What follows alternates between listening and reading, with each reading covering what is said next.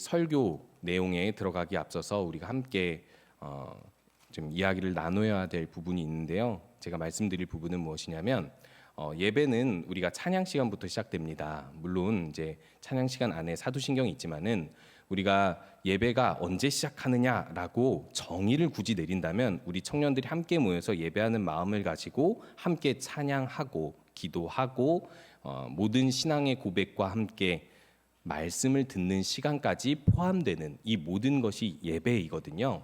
그래서 이 찬양팀이 여기에서 연습하고 준비하는 동안에 우리 시간을 내어서 한 5분, 10분이라도 일찍 이 자리에 모여서 함께 예배를 준비하시고 예배하셨으면 좋겠고요. 그리고 우리가 이 예배와 더불어서 한 가지 분명하게 기억해야 할 사실은 우리가 하나님 말씀을 듣는 데 있어서 주의해야 한다라는 것입니다. 하나님 말씀은요, 우리가 신앙생활을 좀 오래 해온 사람들이라면, 적어도 우리 교단에서 신앙생활을 해온 사람들이라면 귀에 못이 박히도록 말씀이 중요하다라는 이야기를 들으셨을 거예요. 자, 그러면은 왜 말씀을 듣는 게 중요할까요? 말씀을 듣는 게 중요한 이유는요, 말씀은 곧 하나님이기 때문이에요. 하나님이 자신의 존재를 드러내는데, 내가 여기 있다, 이 세상에 존재한다, 내가 너희들의 주인이다, 내가 너희들을 향한 이런 뜻을 가지고 있고 인간의 역사는 이렇게 시작해서 이렇게 끝이 난다라는 아무도 인간이 스스로 알 수 없는 하나님만의 계시를 밝히 드러내주는 게 말씀인데, 우리가 이것을 잊지 않았으면 좋겠습니다. 우리가 아무리 그리스도인이 됐다 하더라도 우리 마음속에서는 무엇이 샘솟기 시작하냐면 매일 아침, 매일 24시간 동안 샘솟는 건 죄입니다. 이 죄를 다르게 표현하면 하나님을 거부하고 싶고 내 생각과 내 의지와 내 자유대로 살고 싶은 마음이 가득하다라는 거예요. 그렇게 우리들은 하나님을 밀어내려고 하는데 그 하나님을 밀어내기 가장 좋은 게 말씀을 듣지 않는 거예요. 그래서 씨 뿌리는 자의 비유에서 이렇게 이야기하죠. 길가에 뿌려진 씨가 있고 또 돌밭에 뿌려진 씨가 있고 가시떨기에 뿌려진 씨가 있고 좋은 땅에 뿌려진 씨가 있는데, 좋은 땅에 뿌려진 씨만 열매를 맺는다라고 이야기해요. 그럼 나머지 씨들은 열매를 못 맺어요. 열매를 못 맺는 그 사람들은요, 하나님 말씀을 그 마음속에 하나님으로 온전히 받아들이지 못한 사람들이기 때문에 어떤 핍박과 유혹이 있어도 우리 마음속에 어떤 여러 가지 염려와 유혹과 시험이 찾아오면 그때 넘어져 버리는 사람들인데, 이 말씀을 들을 때 하나님의 존재를 받아들이듯이 경외하는 마음으로 말씀을 듣고 이 말씀을 통해서 우리가 더 하나님 뜻대로 살아내려고 하는 것, 이것이 예배입니다. 예배 시간에 우리가 말씀을 듣는 이유가 바로 여기에 있다라는 거예요. 말씀을 듣는 것이 예배인 이유가 그냥 우리가 듣고 지나가는 것에 있는 것이 아니라 행함으로 열매 맺기 위해서 듣게 하신다라는 거예요. 그런데 이 행함 역시 우리의 힘과 우리의 노력으로 하는 것이 아니라 성령님이 우리가 말씀을 하나님으로 받아들이고 말씀을 이해할 때 우리의 삶에서 적용시키려 하시기 때문에 말씀 듣는 시간만큼은 우리가 하나님의 말씀이다 믿음으로 주의하면서 들어야 한다는 것입니다. 제가 주의하면서 들어야 한다 하니까 주의자매가 딱 들어왔네요. 예, 죄송합니다. 하나님 말씀 전하는데, 자, 우리 그래서 제가 물어보고 싶은 말이 있었습니다. 그래서 무엇이냐면요, 하나님은요 말씀을 강조하시면서 말씀에 대하여 우리한테 순종하라고 강조를 해주세요. 오늘 1절도 이렇게 시작하고 있습니다. 하나님이 주신 말씀, 그 명령들을 다 지켜 행하라라고 말씀하시는데 그 이유가 무엇일까요? 하나님 말씀 순종해야 돼요. 우리 너무 잘 알고 있습니다. 그 말씀 순종해야 되는 이유가 무엇이죠? 하나님께서 그렇게 우리에게 말씀 순종을 요구하시는 이유, 그 이유가 있습니다. 뭐 여러 가지로 이야기할 수 있는데 딱 머릿속에 떠오르는 말은 하나님께 영광 돌리고 하나님의 찬송이 되는 우리의 인간의 기본적인 목적을 이루기 위해서 뭐 이렇게 이야기할 수도 있습니다. 그런데요, 1차적으로 성경에서 특별히 신명기에서 강조해주고 있는 것은요, 복 주시기 위함이에요. 말씀에 순종하면 복 받는다라고 이야기를 합니다. 근데 이게 왜 요즘에 우리 교단에서 이런 복 받기 위해서 순종해라라는 이 메시지를 잘 선포하지 않느냐면 기복주의라는 어떤 신앙적 오해 때문에 그런 거거든요. 이 기복주의라는 게 무슨 뜻이냐면 저는 이렇게 정의합니다. 인간이 임의적으로 자기가 생각하고 있는 복이 있는데 그 복을 하나님께 빌면 하나님이 들어주신다. 이걸 기복주의라고 하는 거예요. 반대로 이야기하면 하나님이 하나님의 관점에서 가장 좋다고 생각하는 복을 주실까요? 안 주실까요? 반드시 주신다라는 게 우리의 믿음이에요. 그리고 이 복은 이미 예비해 놨어요. 예정해 놓고 예비해 놨습니다. 저는 가끔 이 삶이 두렵거든요. 그리고 염려가 되거든요. 내가 어떻게 살아낼 수 있을까라는 염려도 있습니다. 솔직히 말해서 저는 아기들을 돌보는 걸 잘 익숙해 하지 않아요.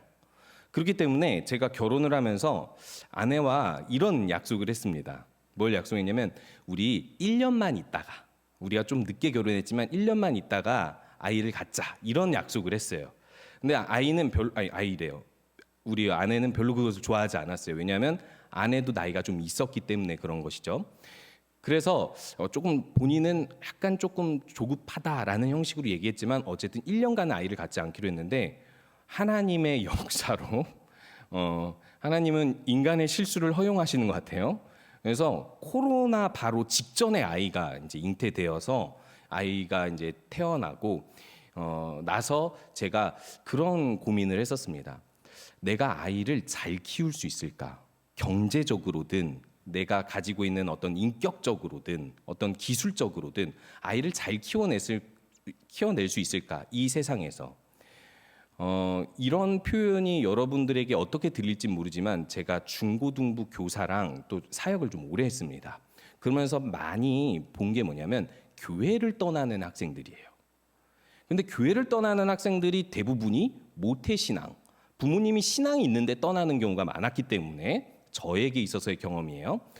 그런 경험들을 하면서 제가 뭘 많이 두려워하냐면 내 아이조차 나중에 커밍아웃을 하는데 나 사실 무신론자였어요. 저는 사실 그리 하나님에 대해서 예수님에 대해서 믿고 따라본 적이 없어요라고 얘기할까 봐 두려워요.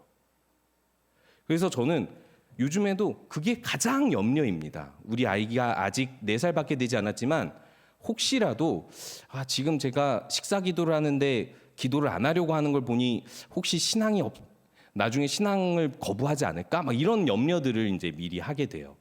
그런데요, 이제 또 둘째를 계획하고 있거든요.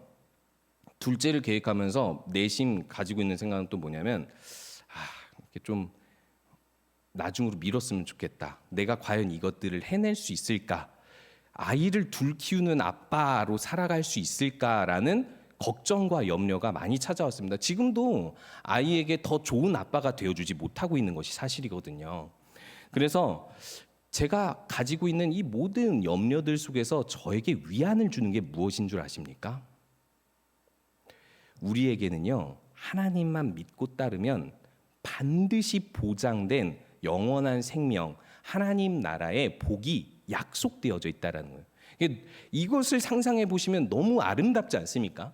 이 세상에서 경험할 수 있는 그 어떤 천국보다도 아름다운 천국을 하나님께서 예비하시고 하나님의 선택받으신 자들을 다 그곳으로 인도하셔서 그곳에서 영원히 살도록 어떤 고통과 슬픔도 염려와 죽음도 경쟁도 없는 곳으로 하나님은 이미 예비해 놓으시고 복을 주시려고 약속해 주셨다라는 이 사실, 하나님께서 미리 이렇게 밥상을 차려놨다라는 사실을 상상하면 너무나도 제 마음속에 위안이 됩니다. 저뿐만 아니라 내 자녀들도 잘 믿기만 하면 그곳에 가겠구나라는 믿음 때문인 것이죠.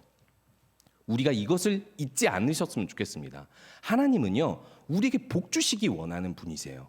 그 복은요, 우리가 생각한 것 이상의 복입니다.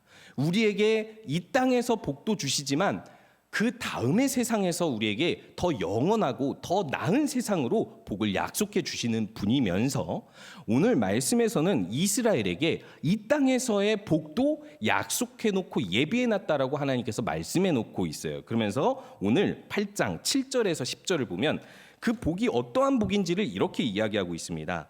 내 하나님 여호와께서 너를 아름다운 땅에 이르게 하시나니 그곳은 골짜기든지 산지든지 시내와 분천과 샘이 흐르고 밀, 보리, 포도, 무화과, 석류, 감람나무, 꿀의 소산지라. 이전에는 이렇게 먹을 것이 풍족하지 않았던 시대였어요. 그리고 또 이런 풍족한 곳은 그런 토양이 있는 곳에서, 그리고 또 그런 문명과 강이 있는 곳에서만 이런 것들이 허락되었는데, 애굽에서 나온 이스라엘이 광야를 40년을 지냈는데 그 다음에 이런 땅으로 갈 것이라는 것은 어디까지나 이 이스라엘 사람들은 경험하지 않은 세계입니다.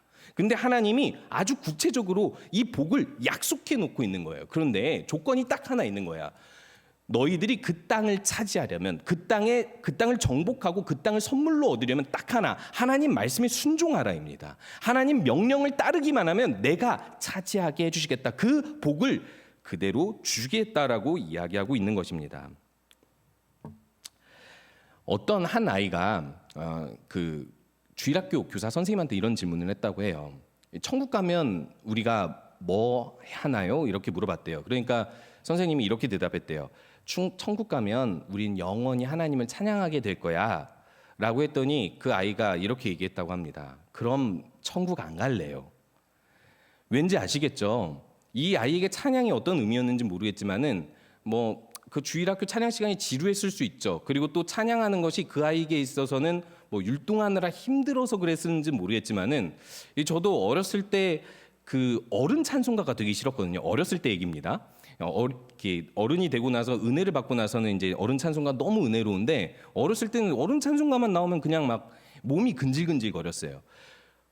그런 걸 상상했던 것이 아닐까라는 생각을 했습니다. 그런데요, 여러분들이 잘 알아두셔야 될 것은 천국은 찬양을 해야 되는 곳이 아니라 찬양할 만큼 복을 충만히 주시는 곳이에요. 우리를 찬양할 수밖에 없도록 복을 풍성히 주시는 곳입니다. 그래서 가나안 땅의 복을 이렇게 10절에서 표현해요. 내가 먹어서 배부르고 내 하나님 여호와께서 옥토를 내게 주셨음으로 말미암아 그를 찬송하리라. 찬송하게 될 그 땅을 주시고 옥토로 말미암아 배부르고 그래서 찬송하게 될 수밖에 없는 그런 인생을 하나님께서 약속하셨다는 것입니다. 우리 청년들이 미래를 꿈꿀 때 믿었으면 좋겠습니다. 하나님께서는요, 여러분들이 태어날 때 이 세상이 아무리 고통이 많고 결핍이 많고 죄가 많은 세상일지라도 여러분들을 고통스럽게 하기 위해서 세상에 태어나게 하신 분이 아니라는 사실이에요. 이 고통스럽고 죄가 많은 세상 속에서 우리들이 어떤 피해를 당한다 할지라도, 심지어 그리스도인에게도 우리는 피해를 받고 살아가지만, 그럼에도 불구하고 하나님은 우리에게 약속하신 것은 우리가 점점 살아가면서 하나님이 주신 은혜들을 맛보고 그 은혜로 말미암아 하나님을 찬송하도록 복을 충만히 주시려는 게 하나님의 계획이라는 것입니다. 그렇기 때문에 하나님께서 우리들에게 그런 복을 주시기 전에 우리에게 주시는 환난의 훈련장이 있습니다. 그것이 바로 광야입니다. 왜일까요? 우리들은요, 이 이스라엘 사람들을 보면 알 수 있듯이 이스라엘 사람들은요, 결국 가나안 땅에 들어가서 가나안 민족들을 내쫓고 그곳에서 하나님 나라를 세웁니다. 그리고 몇백 년 지나지 않아 바벨론의 포로가 되어 멸망해요. 왜 그랬을까요? 하나님과의 약속을 어겼고 하나님께 1년, 2년 불순종한 게 아니라 몇백 년 동안 불순종하고 우상숭배했기 때문에 그 벌을 받게 된 거예요. 물론 영원히 하나님 나라가 없어진 건 아니지만 어찌됐든 하나님께서는 이런 징계를 주실 수밖에 없었고, 그렇기 때문에 경고하신 것입니다. 하나님 말씀을 따라 살면 하나님께서 복을 주시고 보장해 주시겠다라고 이야기했는데 이들은 능히 그것을 해내지 못했어요. 그런데 더 중요한 사실이 있습니다. 이 이스라엘 사람들이 사실은 이 가나안 땅에 들어가도록 약속이 되었는데 하나님께 불순종하고 불평하다가 아예 들어가지도 못한 사건이 있어요. 그게 뭐냐면, 애굽에서 나와서 광야에서 하나님 말씀을 받고 이제 출발을 해가지고 민수기 14장에 보면 가데스 바네아 정탐을 하게 됩니다. 2년 만에 그곳에서 하나님께서 정탐을 하고 나서 이들이 회의하는 걸 딱 듣고 보니 이들의 말이 뭐냐면, 우리들은 능히 그 땅을 차지하지 못할 것이다라고 이야기하는 거예요. 하나님이 우리에게 약속한 것이 아니다, 거짓말이다, 그런 일이 벌어질 리가 없다. 지금의 현실을 보고 이들은 낙심하고 좌절하게 된 거예요. 그래서 하나님께서 광야를 허락하신 겁니다. 이 광야라는 시간 동안에 이들이 충분히 복받을 만한 백성으로 만드시려고요. 그래서 오늘 2절에 하나님께서 이렇게 말씀하십니다. 내 하나님 여호와께서 이 40년 동안에 내게 광야 길을 걷게 하신 것을 기억하라. 여러분, 광야는 어떤 곳입니까? 옛날에 제가 저번 주에 말씀드렸듯이 옛날에는요, 이곳저곳 지역마다 신이 있었어요. 왜냐하면 지역마다 풍성하게 맺는 열매도 있고, 그리고 또 좋은 강이라든지 어떤 좋은 환경들이 있기 때문에 자연에서 얻는 인간의 능력 이상의 좋은 것들을 보고 인간들은 신이 주신 것이라고 믿었고, 그것을 하나님으로 믿지는 않아도 그 지역마다 어떤 신이 있고 어떤 주문이나 주술을 외우면 그 신이 그 주문이나 주술 혹은 제사에 응답해서 복을 줄 거라고 생각을 했어요. 그래서 이 지역의 신도 믿고 저 지역의 신도 믿어서 지역을 이동할 때마다 신을 다르게 섬겼습니다. 그래서 이 품에 우상을 넣고 다니기도 하고 부적도 있고 어떤 다른 종교 제사에 종종 참석하기도 했었습니다. 그러니까 꼭 전쟁만 있었던 것은 아니에요. 그런데요, 신이 없는 곳이 있어요. 어딜까요? 신을 만들지 않는 곳. 어디일까요? 앞에서 나왔는데 광야. 광야에서 어떻게 신을 만들어요? 무슨 좋은 게 있다고? 물도 음식도 없는 황량한 사막이에요. 그곳에 사람이 들어가면 일교차로 인해서 병이 들 수도 있고 들짐승에 의해 해를 당할 수도 있고 물도 음식도 없기 때문에 결핍이 가득한 그곳에서 굶어 죽을 수도 있는 곳이에요. 그런데 그 광야라는 땅에서 누가 신을 만들고 종교를 섬깁니까? 누가 종교를 만들어도 그 종교는 몇 년 가지 못할 수밖에 없는 게 광야라는 땅이에요. 그러니까 신이 없는 땅, 이 땅을 그래서 옛날에는 이 고대 이스라엘 때에는 어떻게 여겼냐면 광야에는 신이 없고 어떤 복을 주는 신, 뭐 어쨌든 우상이 됐든 뭐가 됐든 없고 악마가 드글드글 있는 곳이라고 사람들은 여겼습니다. 그래서 예수님도 광야에 가서 시험을 받으신 거예요. 사람들은 이렇게 광야를 여겼는데 하나님께서는 어디로 인도하신다고요? 광야로 인도하시고요. 아주 적극적으로 하나님께서는 2절에서 이렇게 말해요. 내 하나님 여호와께서 이 40년 동안에 내게 광야 길을 걷게 하셨고 그것을 기억하라고 얘기해요.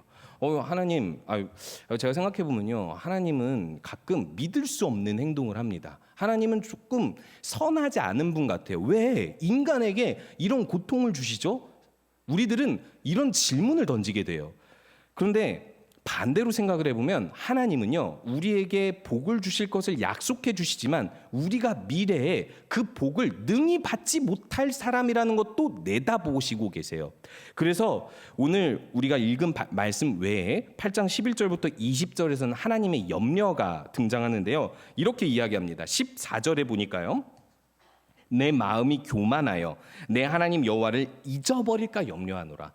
오히려 앞에서는 옥토로 말미암아 너희가 배부르고 하나님을 찬송하게 되리라라고 이야기했는데 그 다음 구절에서는 너희가 배부르고 아름다운 집을 짓고 거주하게 되었을 때 너희들은 오히려 교만하여져서 하나님을 잊어버릴까 염려하노라라고 이야기하면서 17절에서 너희들이 이렇게 생각할 것이라고 내다보고 있습니다. 내가 마음에 이르기를 내 능력과 내 손의 힘으로 내가 이 재물을 얻었다 말할 것이라. 여러분, 우리가 이 땅에서 살면서 우리들은 공부도 하고 또 일도 하고 경력도 쌓고 여러 가지 많은 공동체를 이루기도 하고 또 많은 업적을 이루기도 합니다. 우리뿐만 아니라 모든 사람이 그렇게 살아가죠. 우리에게는 생산력이라는 게 있었어요. 그런데요, 하나님이 허락하시지 않으면 아무것도 할 수 없다는 사실을 기억해야 합니다. 제가 앞에서 중고등부 사역을 많이 했다고 했잖아요. 저는 중고등부 아이들한테 꼭 얘기하는 게 있어요. 너희들이 열심히 공부해서 50점이 나왔으면 그것도 하나님이 주신 복이야. 왜요? 내 노력한 것만큼 나온 거예요, 50점이. 그래서 우스갯소리로 어떤 친구가 목사님, 저 이번에 시험 보는데 많이 기도해 주세요. 저 성적 오를 수 있게요. 몇 점 맞고 싶은데 저 90점이요. 그래. 근데 공부는 했어? 안 했죠, 당연히. 그래. 그러면 내가 공부 이렇게 시험 잘 보는 법 알려줄까? 그랬더니 이 친구가 이렇게 물어보더라고요. 어떻게 하면 시험을 잘 볼 수 있어요? 그래서 공부해. 공부 안 해서 그만큼 성적이 나온 거야. 하나님께서는요, 우리가 일한 만큼 노력한 만큼 그 열매를 얻게 해주시는 것이 복이라고 말씀하세요. 물론 가끔 그보다 더 크게 주실 때가 있죠. 이건 하나님의 특별한 개입이고 은혜인데, 사실은요, 우리가 잊고 있는 복은 뭐냐면, 당연하게 남들도 노력하면 얻는 것들은 내가 얻으면 그건 하나님이 주신 게 아니라고 생각한다는 거예요. 여러분, 하나님께서 이렇게 말씀하십니다. 의인과 악인 둘 다 똑같이 해를 비추시고 그리고 비를 주신다고. 농경사회에서 누구나 똑같이 일하면 그 토지에서 많은 복을 누리거든요. 심지어 하나님을 안 믿는 애굽조차도 말이죠. 그런데요, 하나님께서 이것을 통해서 알려주시는 건 뭐냐면, 너희들도 가나안 땅 민족들처럼 그곳에서 비가 내리고 농사를 잘하고 이런 열매들을 얻으면 너희들도 하나님 잊어버릴 거야. 가나안 민족처럼. 그러면 너희들도 이 땅을 잃어버리게 될 거야. 그래서 내가 광야로 너희들이 인도한다라고 이야기하고 있는 것입니다. 신도 없고 악마만 드글드글거린다고 생각해왔던 그 광야에 하나님은 뭘 보여주시려고 인도하시냐면, 광야의 주인인 내가 천지창조가 무엇인지를 보여주겠다라고 말씀하시는 거예요. 흑암과도 같이 아무것도 창조되지 않은 것 같은 이 황량한 사막에 너를 이끈 다음에, 이 아무것도 없는 애굽과 가나안처럼 풍성한 열매가 없는 이곳에서 내가 너를 먹여서, 내가 너를 낮춰서 너에게 하나님만이 진정한 주인이고 온 땅의 주인이며 광야에서도 먹이시고 살리시고 입히실 수 있는 분이 더 큰 복을 허락해 주실 것이라는 믿음을 갖게 해줄게 하면서 광야로 인도하시는 것입니다. 그러면서 하나님께서 이것도 기억하래요.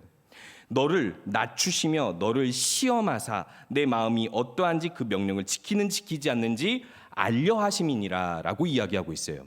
여기서 말하는 시험은요, 테스트예요. 말 그대로 우리가 시험 볼 때 그 테스트죠. 우리의 믿음이 정말 어디에 있는지, 우리 마음의 중심이 어디에 있는지를 알게 하신다는 건데, 하나님이 몰라서 이렇게 하신다는 걸까요? 이것은요, 하나님과 너, 우리 둘 사이에서 너의 믿음이 어떠한지를 함께 보고자 한다라는 뜻을 이야기하고 있는 거예요. 하나님은 이미 알고 계셔서 이미 그 사람의 믿음이 어떠한지 알고 있어서 광야로 인도하신 거예요. 근데 이 광야에서 진짜 네 믿음이, 너의 마음속에 있는 그 믿음이 어떠한지를 함께 보자고 여기로 인도하셨다라는 거예요. 그 시험을 주시려고 인도하셨는데, 이 시험을 주실 때 하나님께서 손 놓고 있는 것이 아니라 모든 하나님의 은혜의 손길을 주시면서 그 시험을 통과하도록 하셔서, 고린도전서 10장에서는 우리가 잘 알고 있는 말씀이에요. 하나님께서는요, 시험 당할 때 우리가 능히 그 시험을 당할 수 있도록 피할 길을 내주신다라고 해요. 그만큼 은혜를 주신다라고 말씀하고 있는 것입니다. 그러면서 이 광야에 들어가면 내가 너를 낮추겠다라고 이야기하는데, 뭐가 낮아진 것일까요? 하나님께서 뭘 낮추신 걸까요? 애굽에서 노예였다가 해방돼서 광야로 왔잖아요. 신분이 낮아진 건 아닙니다. 그죠? 그리고 이 이스라엘 사람들이 광야에서 뭘 했죠? 성막을 지었어요. 하나님을 예배하는 성막이 여기서 처음 지어졌습니다. 예전에는 개인 제사였단 말이에요. 개인 제단으로 쌓아서 제사로 드렸는데, 이제는 이스라엘이 다른 대제국처럼 성막을 지어서 이동할 수 있는 성전을 이 광야 땅에서 지었어요. 너무나도 영광스러운 거죠. 그런데 뭘 낮추셨다라는 거죠? 여기서 낮추셨다라는 것은 지위나 신분이 낮아졌다라는 그런 뜻이 아니라, 환경을 바꿔서 아무것도 인간으로서 할 수 있는 것이 없는 상태로 만드셨다라는 거예요. 제한된 상태라고 이야기를 하는 거죠. 예를 들어 수영을 잘하는 사람인데 등산을 해야 되거나, 등산을 잘하는 사람인데 바다에서 계속 오랫동안 배로 항해를 해야 되는 그런 상황처럼 하나님께서 만드셨다라는 겁니다. 그렇다면 분명하죠. 우리가 있는 광야의 특징이 어떤 곳입니까? 여러분들이 청년 시절을 보내면서 혹은 그 이후의 인생들을 보내면서 아니면 이 전을 보았을 때 여러분들의 광야의 시절은 어떤 것이었어요? 여러분들이 능력이 있는데도 그 능력을 쓰지 못하고, 여러분들은 쌓아놓은 인간관계가 있는데 그 인간관계가 갑자기 틀어지거나, 우리들은 열심히 무언가를 위해서 해왔는데 오히려 돌아오는 건 비난뿐이 없을 때, 내가 목표한 그 모든 것들이, 계획들이 어그러졌을 때, 내가 생각한 환경이 아닐 때 우리들은 이렇게 생각합니다. 하나님은 복 주시는 분이 아닌가? 하나님은 왜 우리를 광야로 인도하셨지? 나에게 고통을 주시려고 하시는 분인가? 우리들은 이렇게 질문을 하게 되어 있다는, 아니라는 겁니다. 하나님은요, 이 광야를 통해서 우리로 하여금 낮추셨어요. 이게 먼저 목적이에요. 낮추신 다음에 하나님께서 주려고 하시는 것이 있어요. 왜? 하나님을 똑바로 볼 수 있게 하기 위해서. 어떻게 보면 이 모태신앙이 아니라 혹은 모태신앙이어도 뒤늦게 하나님의 은혜를 깨닫고 하나님을 만난 사람들이 이 가운데 있다면 이것을 잘 알고 있을 것입니다. 하나님을 만난 때가 언제인지. 가장 낮아졌을 때 아닙니까? 내가 아무것도 할 수 없는 그때, 내 손으로 그 어떤 것도 할 수 없는 처절하게 비참한 그때, 그것이 객관적으로 비참한 게 아니라 내가 그 비참함을 느낄 때, 그때 알게 되지 않습니까? 그때 하나님께서 또 한 가지 사실을 기억하라고 합니다. 그 광야에서 만나를 먹이셨다는 거예요. 만나가 무엇이죠? 이 만나는요, 이렇게 소개하고 있습니다. 너희들도 알지 못하는 음식이고 너희 조상들도 알지 못하는 음식이다. 출처를 알 수 없어서 이 만나라는 이름의 뜻이 이것이 무엇인가라는 뜻입니다. 그런데요, 하나님께서 이렇게 말씀하셔요. 광야에 먹을 것이 없는데 내가 만나로 너희들을 40년 동안 먹여서 살렸다라고 이야기를 합니다. 그런데요, 참 재밌는 사실이 이 만나는 맛있었을까요? 맛이 없었을까요? 여러분 생각은 어떠세요? 만나가 맛있었을 것 같아요? 맛이 없었을 것 같아요? 맛있어요? 예, 뭐 어떤 본문에서는 약간 꿀 섞은 과자와 같더라 하니까 맛이 있을 법도 한데 이스라엘 백성들의 입에서는 맛있다는 얘기가 안 나옵니다. 꿀 섞은 과자라 맛이 나더라, 뭐 이렇게 단맛이 나더라 이런 표현이 있는데 이상하게 이스라엘 백성들 입에서는요 오히려 불평이 있어요. 뭐라고 불평을 하냐면 민수기 11장 5절에서 이렇게 얘기합니다. 우리가 애굽에 있을 때에는 값없이 생선과 오이와 참외와 부추와 파와 마늘들을 먹은 것이 생각나거늘, 이렇게 불평을 하거든요. 그러니까 이것보다 지금 만나가 맛이 없다라는 거죠. 이 만나가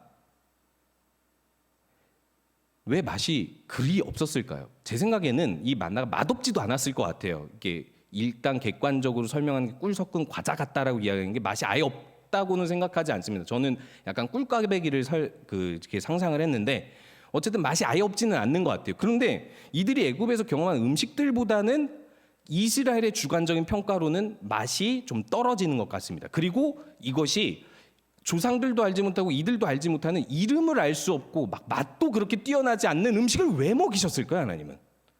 혹시 이런 거 안 궁금해 보셨어요? 하나님은요, 메추라기 고기도 먹이실 수 있는 분이에요. 근데 왜 고기보다 맛나지 않은 만나를 주셨을까요? 이게 만나지 않으니까 만나가 맞나? 뭐 이런, 만나를 여기서 만나서 만나지 않는 만나를 만나니까 맞나? 이런 막 생각을 하게 되는데, 여러분, 왜 하나님께서는 이런 만나를 먹이셨을까요? 딱 한 가지예요. 하나님께서 모세가 이런 질문을 합니다. 당신의 이름 뭡니까? 왜 당신의 이름 뭡니까로 질문한 줄 알아요? 제가 앞에서 이야기했잖아요. 각 지역의 신들은요, 그 유명한 특산품이 있어요. 그래서 그 특산품에 맞는 이름이 있거든요. 그럼 하나님은 그 지역의 특산품에 맞는 이름이 뭐냐고 물어본 거예요. 그래서 다른 사람들에게 하나님이 좋은 분이다라고 설명하려면 그 이름을 달라고 하니까 하나님이 뭐라고 이야기하냐면 I am who I am으로 대답을 합니다. 나는 스스로 있는 자니라라고 우리들은 번역이 되어 있지만은 사실상 이 원어를 진짜 이 뜻이다라고 말할 수 있는 게 없어요.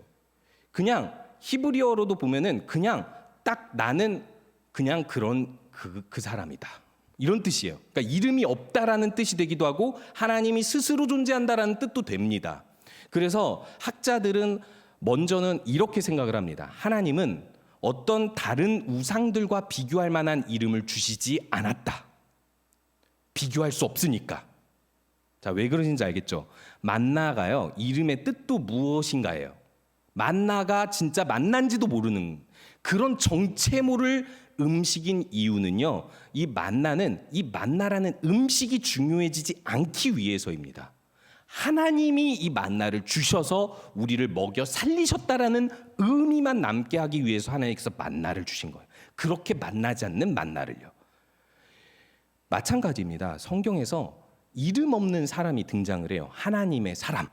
하나님의 사람. 왜 다른 선지자들은 이름이 있는데 왜 하나님의 사람, 이 사람은 왜 하나님의 사람이라 그러고 이름이 없지? 라고 질문을 하면 거기에 대한 답은 딱 하나입니다. 이 사람의 이름이 드러나지 않고 오로지 하나님의 이름, 하나님을 대리해서 말하는 그런 선지자다라는 것만 이야기하기 위해서 이름을 이야기하지 않고 하나님의 사람으로만 이야기를 하는 경우가 있어요. 마찬가지입니다. 하나님은요, 만나를 통해서 우리에게 알려주시고 싶은 건 뭐냐면 이 광야에서 너를 먹이고 살려서 끝내 복 주시는 길로 인도하실 분은 하나님밖에 없다라는 사실을 알려주시기 위해요. 만나는요, 그냥 하나님의 공급하시는 손길입니다. 그래서 어떤 이름도 없는 거예요. 마찬가지죠. 우리가 이제 인생을 살다 보면은 하나님께서 우리를 광야 길을 걷게 하실 때가 있는데 그 광야 길을 어떻게 극복하고 나올 수 있습니까? 그리고 또 하나님께서 예비하신 복을 어떻게 받을 수 있습니까? 이 광야 길에서 주시는 만나를 먹을 때 우리가 그것을 이겨낼 수 있는 거예요. 하나님께서 우리를 그냥 광야로 내보내시는 것이 아니라 이 만나를 먹이기 위해서 내보내신다라는 겁니다. 그렇기 때문에 오늘 이렇게 이야기하고 있습니다. 만나를 먹이신 것은 너희가 떡으로만 사는 것이 아니라 하나님의 입으로 나오는 모든 말씀으로 산다는 것을 알게 하려고 이 만나를 먹이셨다라고 이야기를 하는데요. 여러분, 이 떡에 반대되는 말이 무엇이죠? 말씀이요라고 여러분들은 먼저 답을 할 텐데 맞는 말입니다. 그런데요, 이 떡에 반대되는 말이 말씀 말고도 또 하나가 있어요. 뭐죠? 만나예요. 떡은요, 누구나 보고 알기 쉬운 출처가 명확한 음식입니다. 이스라엘의 주식이었어요. 애굽에 있든 가나안에 있든 어디에 있든 풍족한 곳이라면 떡이 제공되어서 주식이 제공되어야만 했던 것이죠. 우리가 밥심으로 산다 하는 것처럼 그런 떡으로만 살 것이 아니라라고 이야기하는 이유가 뭘까요? 하나님께서 너희들에게 떡과 열매를 선물로 주셨는데 너희들은 하나님을 잊어버리고 내가 이 떡과 열매를 내 능력으로 얻었다, 혹은 다른 신의 이름으로 얻었다, 혹은 세상의 어떤 원리와 구조를 통해서 얻었다라고 이야기하면서 하나님이 주신 선물은 나의 가장 중요한 것으로 여기지만 정작 하나님의 이름은 잊어버리는 경우에 그런 것이죠. 하나님께서는요, 이 떡으로만 사는 것이 아니라라고 이야기하는 것은 하나님이 떡을 주시더라도 이 떡을 기억하지 말라는 거예요. 하나님만 기억하라는 거예요. 그런데 우리들은요, 이상하게도 하나님이 주시는 선물로 인해서 하나님을 기억하고 하나님께 감사하는 것이 아니라 이 하나님이 주신 선물이 나의 인생을 더 낫게 해주신다라고 착각을 한다는 겁니다. 만약에 우리에게 하나님께서 허락하신 복이 있다고 해봅시다. 지금 뭔가가 있다고 해봅시다. 그게 돈이 됐든 그것이 우리가 목표했던 어떤 성공을 이루었던 그것이 내 손에 쥐어졌다고 해봅시다. 이걸로 우리들의 인생이 더 나아지는 게 아니라는 것을 기억하시기 바랍니다. 이걸로 우리 인생이 더 나아지고 우리가 추구하는 떡으로 우리의 인생이 나아질 수 있다고 하나님은 말씀하시지 않아요. 너의 인생을 나아지게 할 수 있는 분은 하나님이라고 이야기하고 계시는 거예요. 그렇기 때문에 이 떡이 없는 곳에서 만나를 먹이심으로 하나님의 손길만 보라고 이야기하시면서 하나님의 입에서 나오는 모든 말씀으로 산다라는 것은 단순히 성경 말씀만 믿고 성경 말씀만 보고 산다라는 뜻을 이야기하는 것이 아니라 조금 더 큰 의미로 포괄적으로 하나님이 공급하시는 모든 것으로 산다. 하나님께서 공급하시는 손길과 힘으로 산다라는 것을 믿고 의지하라고 이야기하고 계시는 것입니다. 죄송하지만 여러분들은 광야길을 반드시 걸을 겁니다. 여러분들이 인생을 사는 동안 광야길을 안 걷고 하나님 나라에 들어갈 수 없어요. 믿음이 있으면 더 큰 광야의 길로 들어갈 수도 있고, 믿음이 없어도 하나님께서 여러분들에게 믿음을 갖게 해주시려고 광야길로 인도하실 수도 있습니다. 반드시 광야길은 있습니다. 그런데요, 반드시 하나님이 선택하신 사람들에게는요, 복된 미래가 있으면서 그 광야로 인도하실 때 만나를 주세요. 여러분들에게 예비한 만나가 있을 것이라는 겁니다. 그 만나, 하나님께서 주시는 그 만나를 믿고 보고 또 그것을 추구하면서 하나님 말씀 안에서 하나님께 힘을 얻고 사시는 우리 모든 청년들 되시기 바랍니다.